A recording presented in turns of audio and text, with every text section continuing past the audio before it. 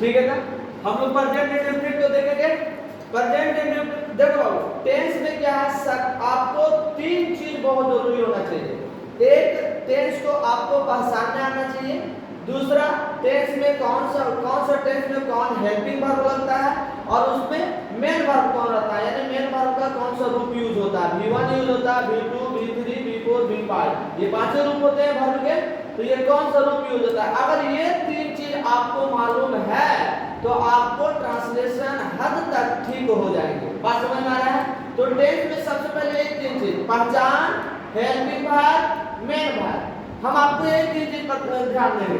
पहचान में क्या है, जिस हिंदी क्रिया के अंत में, अब पूरा बात हम लिखे हैं लेकिन आपको समझना है, ये हिंदी क्रिया के अंत में लगा रहेगा। क्रिया के अंत में अगर ता है, ती है, ता हूं, ती हूं या ते है लगा हुआ रहेगा तो समझना कि ये प्रेजेंट इंडेफिनिट टेंस है। क्या है, प्रेजेंट इंडेफिनिट टेंस है।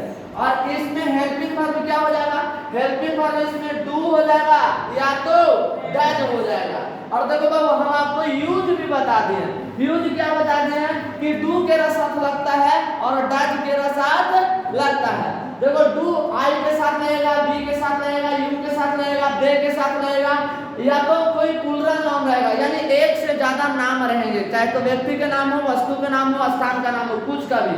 ऐसे तो मुख्य रूप से मतलब व्यक्ति ही आएगा, जानवर एनिमल्स आएंगे, है कि नहीं। उसके बाद डज किसके साथ रहेगा, ही, सी, इट या एक नाम रहेगा, एक नाम रहेगा तब रहेगा डज। ये चीज मालूम हो गया। अच्छा, एक चीज और समझ लो जो हमें यहाँ पे नहीं लिखे हैं, डू और डज का प्रयोग यानी हेल्पिंग वर्ब का प्रयोग सिर्फ हम लोग इंट्रोगेटिव नेगेटिव सेंटेंस में करेंगे। इंट्रोगेटिव में या तो नेगेटिव में। अफर्मेटिव सेंटेंस में डू डज का प्रयोग नहीं होता है। जब सकारात्मक वाक्य रहेंगे जिसमें नोट नहीं रहेगा या तो कोई इंट्रोगेटिव नहीं रहेगा तो हम लोग उसमें डू डज का प्रयोग नहीं करेंगे। बात समझ में आ रहा है। फिलहाल हम वहाँ पे एग्जाम्पल में हम बताएंगे। उसके बाद मुख्य क्रिया क्या होगा, मेन वर्ब क्या होगा। मेन वर्ब में इसमें या तो V1 लगते हैं या तो V5। अब किसके साथ V1 लगता है ये भी हमने लिख दिया है। V1 लगेगा I के साथ, V के साथ, U के साथ, दे के साथ, और कोई प्लूरल नाउन रहेगा यानी एक से ज्यादा नाउन रहेंगे तब V1 यूज करेंगे। और V5 किसके साथ लगेगा, ही के साथ, सी के साथ, इट के साथ, या तो एक नाउन रहेगा तब। इतना बात समझ में आ रहा है। अब यहाँ पे हम इसको बनाते हैं। देखिए, वह किताब पढ़ता है, वह किताब पढ़ता है, तो ये अफर्मेटिव सेंटेंस, इसमें कोई नकारात्मक वाक्य है नहीं, इसमें नकारात्मक चीज नहीं है और न ही इसमें प्रश्न वाला कोई चीज है यानी अफर्मेटिव है। तो अफर्मेटिव है बाबू, तेरा में डू डज रहेगा, ये तो क्लियर है हो गया कि डू डज इसमें नहीं रहेगा। उसके बाद इसमें या तो लाएंगे V1 या तो लाएंगे V5, ये सब्जेक्ट के आधार पर। और हमने बता दिया कि केरा साथ V1 केरा साथ V5 है कि नहीं। सबसे पहले सब्जेक्ट लिखेंगे तो हो जाएगा, सब्जेक्ट में कौन है, ही है ना। आप 10th क्लास के 11th क्लास में आप आ गए हो तो इतना तो जानो कि सब्जेक्ट कौन है, ऑब्जेक्ट कौन है, वर्ब कौन है कि नहीं। तो ये क्या है, ही जो काम करने वाला है सब्जेक्ट है तो ही। अब ही के साथ V1 आएगा कि V5, तो V5 क्या होगा, V1 में अगर ES लगा देते हैं वो V5 हो जाता है कि नहीं। तो क्रिया में कुछ है पढ़ता है तो रीड लिखे, ये V1 हो गया। अब इसमें H जोड़ देंगे तो V5 हो जाएगा ना, हो जाएगा। तो ही रीड्स, अब कुछ पढ़ रहा है किताब, तो ए बुक क्या हो जाएगा, ए बुक। ये चीज समझना है बाबू। यहाँ कभी कभी क्या छोटे क्लास के बच्चों में ये सवाल खड़ा कर देते हैं कि सर आपने एक किताब नहीं लिखा था, ए बुक कैसे लिख दिए। एक चीज समझना, आप थोड़ा सा हाई क्लास हो गए, अगर तुमको पता चल रहा है कि नाम, यहाँ जो नाउन दिए गए हैं, ऑब्जेक्ट दिए गए हैं, अगर सिमिलर है तो अगर एक नाम लिखा है तो ए एन का आप प्रयोग कर सकते हैं, आर्टिकल का प्रयोग कर सकते हैं। बात समझ में आ रहा है। अगर आपको पता चल रहा है तब किताब से ना लग रहा है कि एक किताब की बात कर रहा है। बात समझ में आ रहा है ना। तो इसलिए हमने लिख दिया क्या, ए बुक। समझ में आया। दूसरा को बनाएंगे। आप यहाँ नहीं आते हो, अब यहाँ ध्यान नहीं आ गया है, यानी डू डज अब आवेगा कि नहीं यहाँ पे आप है तो पहले कुछ लिखे यू। अब यू के साथ डू रहेगा कि डज रहेगा, यहाँ लिख दिया है तो क्या रहेगा डू। पहले हेल्पिंग वर्ब होता है बाबू और बाद में मेन वर्ब। ऐसा ना करेंगे कि पहले मेन वर्ब और डू बाद में डज बाद में लिखेंगे, नहीं, पहले हेल्पिंग वर्ब और बाद में मेन वर्ब। ये चीज ध्यान रखना है। यहाँ पे लिख देते हैं पहले हेल्पिंग वर्ब और तब क्या होगा मेन वर्ब। ये चीज ध्यान रखना है आपको, पहले हेल्पिंग वर्ब तब मेन वर्ब। तो डू लिख दिए। अब उसके बाद डू के बाद हमेशा V1 होता है। डू के और डज के बाद हमेशा क्या होता है ये बात भी लिख देते हैं। डू या डज के बाद हमेशा कोची का प्रयोग होता है V1 का, कोची का V1 का। तो यहाँ यू डू और आना कुछ हो जाएगा काम। अच्छा सॉरी यहाँ पे नहीं है तो नोट लिखेंगे ना, नोट काम और क्या हो जाएगा हेयर। यहाँ का कुछ हो जाएगा हेयर हो जाएगा। You do not come here. समझ में आया बात ये समझ गए? ठीक है, तो इसको लिख लो। चलो ध्यान दो, यहाँ क्या है, पहला है अफर्मेटिव सेंटेंस। एक से को जी अफर्मेटिव सेंटेंस। अफर्मेटिव सेंटेंस में क्या है, एक बार हम स्ट्रक्चर लिखवा दे रहे हैं। अभी 4 टाइप्स के लिखवाए हैं और 2 टाइप्स से लिखवाएंगे, है कि नहीं? और प्रत्येक टेंस में यही टाइप्स में यही वाले स्ट्रक्चर यूज होंगे। खाली बदलेंगे कुछ ही, हेल्पिंग वर्ब बदलेंगे और मेन वर्ब के रूप बदलेंगे, बाकी कुछ नहीं बदलेगा। बात समझ में आ रहा है? यही स्ट्रक्चर रहेंगे सब में। अब अफर्मेटिव है तो अभी हम बताए हैं बाबू कि अफर्मेटिव में सब्जेक्ट होता है, यानी हेल्पिंग वर्ब नहीं होता है, डायरेक्ट मेन वर्ब यानी V1 V5 हो जाएगा, ऑब्जेक्ट हो जाएगा अदरवाइज। अब इस पर बनाओ, तुम झूठ बोलते हो तो कुछ हो जाएगा यू क्या हो जाएगा टेल ए लाई हो जाएगा, यू टेल ए लाई। यहाँ देखो यहाँ है नेगेटिव, नेगेटिव में तो नोट रहना आवश्यक है। तो यहाँ क्या हो जाएगा ही पहले सब्जेक्ट और फिर डू या डज सब्जेक्ट के आधार पर, ही के आधार पर कुछ लिखवाए है ना डज, है ना? अब नोट तो लिखना ही पड़ेगा। ही डज नोट और बोलता है तो कुछ होगा स्पीक ट्रूथ, है ना? स्पीक और सच के कुछ द ट्रूथ। उसके बाद इंट्रोगेटिव। इंट्रोगेटिव 2 तरह का होता है बाबू, एगो यस नो इंट्रोगेटिव होता है और एगो WH इंट्रोगेटिव होता है। यस नो इंट्रोगेटिव उसको कहते हैं जिस प्रश्न का जवाब हमें या तो यस में मिले या तो नो में मिले, इसलिए इसका नाम हो गया यस नो इंट्रोगेटिव। समझ रहे हैं ना?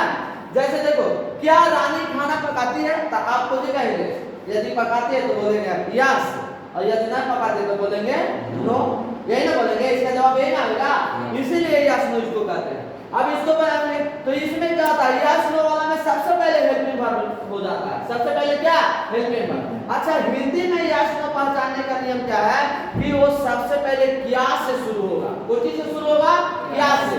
यस नो वाला इंटरोगेटिव में एकदम पहले कुछ लिखा रहेगा क्या, जैसे ही क्या मिल गया तुमको समझो यस नो के आधार पर, यानी पहले हेल्पिंग वर्ब लिखा जाएगा, पहले हेल्पिंग वर्ब। तो इसका हेल्पिंग वर्ब को जो होगा डू या डज, ये कहां से सब्जेक्ट से, तो रानी के आधार पर डज ना लगेगा, सिंगुलर नाउन में कोई डज, तो डज और रानी नाम लिख देंगे। यहाँ रानी वो राजा रानी वाला ना लिखे हैं, यहाँ रानी नाम लिखे हैं, ठीक है?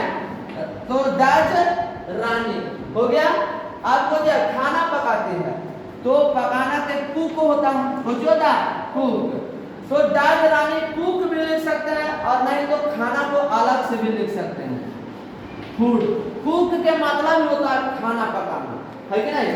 तो खाली कुक भी लिख सकते हैं, नहीं तो कुक फूड भी लिख सकते हैं, कोनो दिक्कत नहीं है। लास्ट में साइन ऑफ इंटरोगेशन। उसके बाद WH वाला इंटरोगेटिव में आएंगे। WH इंटरोगेटिव क्या है, बीच में कहीं भी प्रश्न वाला चिन्ह रहे, प्रश्न वाला शब्द रहेगा, जैसे क्यों, क्या प्रश्नबोधक शब्द है कि नहीं है, क्यों से क्या मिलता है, एक प्रश्न का बोध होता है कि नहीं होता है?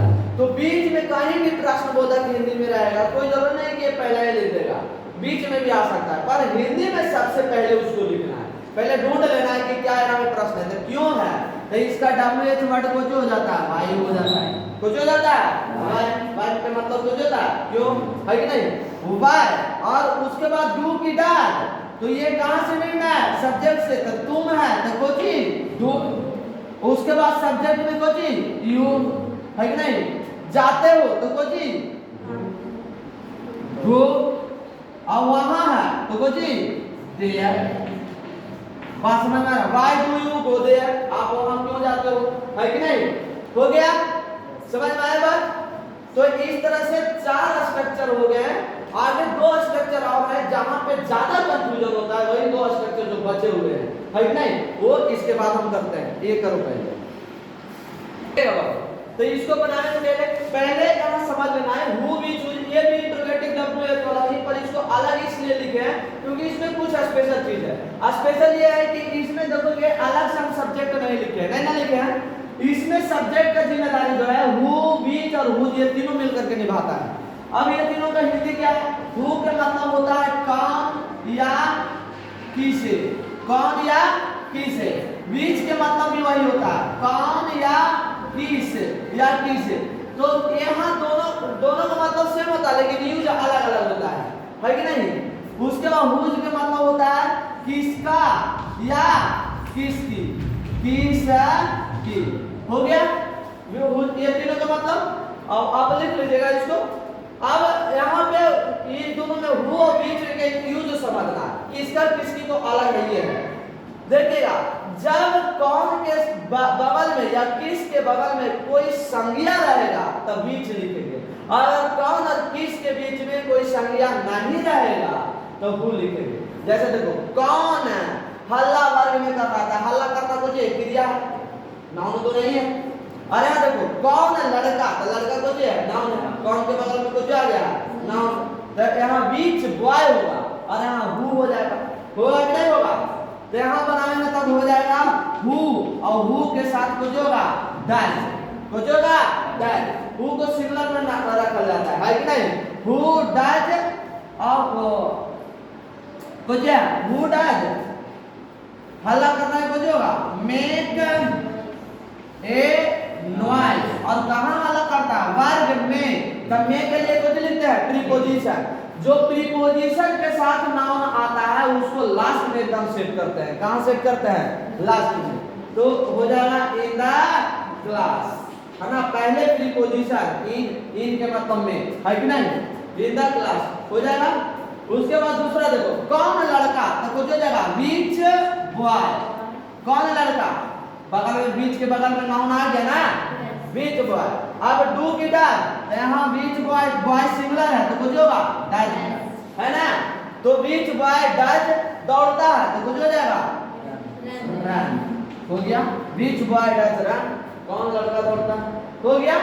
यहाँ आओ, ये भी सेम है लेकिन यहाँ पहले प्रीपोजिशन आ जाता है, क्यों आ जाता है, इसलिए देखो यहाँ लिखा है किस वर्ग में, एक ही साथ में है, किस वर्ग में प्रीपोजिशन आ गया ना, में को क्या है प्रीपोजिशन, में को क्या है प्रीपोजिशन, तो इसको पहले प्रीपोजिशन लिखेंगे, में के लिए कुछ लिखेंगे इन, क्या लिखेंगे इन, और किस वर्ग में, तो किस के लिए कुछ बताएं, अभी देखो तो बीच बताए हैं, तो बीच क्लास हो जाएगा, बीच क्लास, इन बीच क्लास, किस वर्ग में।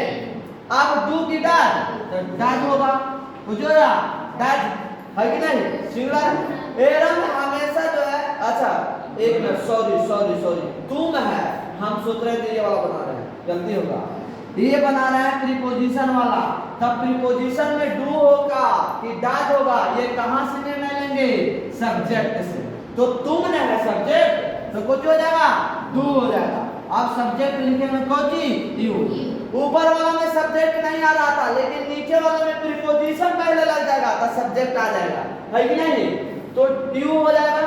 उसके बाद कुछ होगा पढ़ते हो तो रीड, क्या read, in which class do you read, आप किस क्लास में पढ़ते हो या तुम किस क्लास में पढ़ते हो।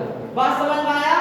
प्रीपोजिशन अगर किस या कौन के साथ संज्ञा और उसके तुरंत बगल में कोई प्रीपोजिशन रहेगा हिंदी में, प्रीपोजिशन जब चैप्टर डिटेल से पढ़ाएंगे तो आपको पकड़ में आने लगेगा कि ये वाला प्रीपोजिशन वर्ड है हिंदी में, है कि नहीं, जैसे में, पर,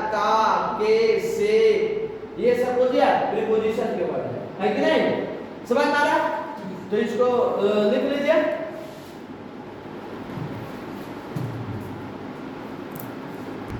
चलिए, तो ये आपका क्या है? होमवर्क है। ये 7 को होमवर्क दिए हैं, सभी स्ट्रक्चर पर हमने दे दिया, आप बनाइएगा। होमवर्क बनाना बहुत आवश्यक है बाबू। और आज के क्लास में हम सिर्फ प्रेजेंट इंडेफिनिट टेंस बताए हैं, लेकिन अगले क्लास में जब हम आएंगे तो पूरा प्रेजेंट टेंस को हम खत्म करेंगे और स्ट्रक्चर बाय स्ट्रक्चर हम ना बताएंगे। स्ट्रक्चर एक बार बता दिए, सारे टेंस में वही स्ट्रक्चर यूज होंगे। बात समझ में आ रहा है? तो आपको सिर्फ हेल्पिंग वर्ब बदलेगा और मेन वर्ब बदलेगा, आपको बनाने आ जाएगा। आपके अंदर एक स्किल भी डेवलप हो जाएगा, आप खुद बनाइएगा, है कि नहीं? आप साइकिल नहीं कि आपको साइकिल चलाना सीखना है और हम साइकिल चलाने के लिए हम चलाते रहेंगे तो आप कभी नहीं सीख पाइएगा। आपको सीखने के लिए आपको साइकिल चलाना पड़ेगा, चाहे गिरिए चाहे जो ये बदलिए। बात समझ में आ रहा है? समझ रहा है ना? हंसते हुए सही बात कर रहे हैं, समझ रहा है? तो आज तक इतना ही, फिर हम लोग अगले क्लास में बात करेंगे, ठीक है? चलिए ठीक है।